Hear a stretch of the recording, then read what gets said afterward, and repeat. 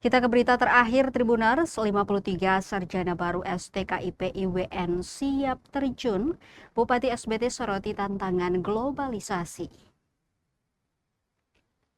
Sebanyak 53 wisudawan dan wisudawati Sekolah Tinggi Keguruan dan Ilmu Pendidikan Itawotunusa atau STKIP IWN resmi diwisuda dalam rapat senat terbuka luar biasa tahun akademik 2025-2026 di Gedung Serbaguna Kesehatan Kota Bula, Rabu 29 April 2026. Dalam momen tersebut, Bupati SBT Fahri Husni Al-Katiri menekankan pentingnya peran lulusan dalam menghadapi tantangan era globalisasi dan transformasi digital.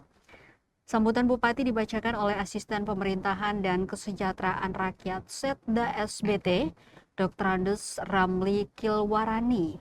Ia menegaskan keberhasilan tersebut merupakan hasil dari kerja keras, disiplin, pengorbanan, serta doa orang tua dan keluarga. Menurutnya, wisuda bukanlah akhir dari perjalanan, melainkan awal memasuki dunia yang penuh tantangan dan peluang.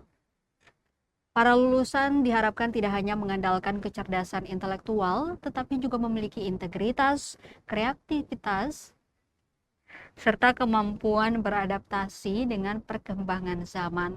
Bupati juga berharap para lulusan mampu menjadi agen perubahan di tengah masyarakat, bahkan menciptakan lapangan kerja sesuai bidang keahlian masing-masing. Selain itu, pemerintah daerah turut menyampaikan apresiasi kepada para orang tua atas dukungan dan pengorbanan yang telah diberikan hingga anak-anak mereka berhasil meraih gelar sarjana.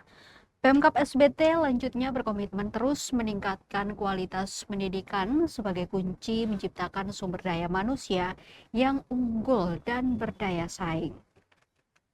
Adapun total 53 wisudawan tersebut berasal dari 3 program studi, yakni Bahasa dan Sastra Indonesia sebanyak 12 orang, Pendidikan Biologi 11 orang, serta Pendidikan Guru Sekolah Dasar atau PGSD sebanyak 30 orang. Prosesi wisuda ini menjadi momentum penting bagi para lulusan untuk melangkah ke dunia nyata dengan bekal ilmu pengetahuan dan semangat kontribusi bagi daerah.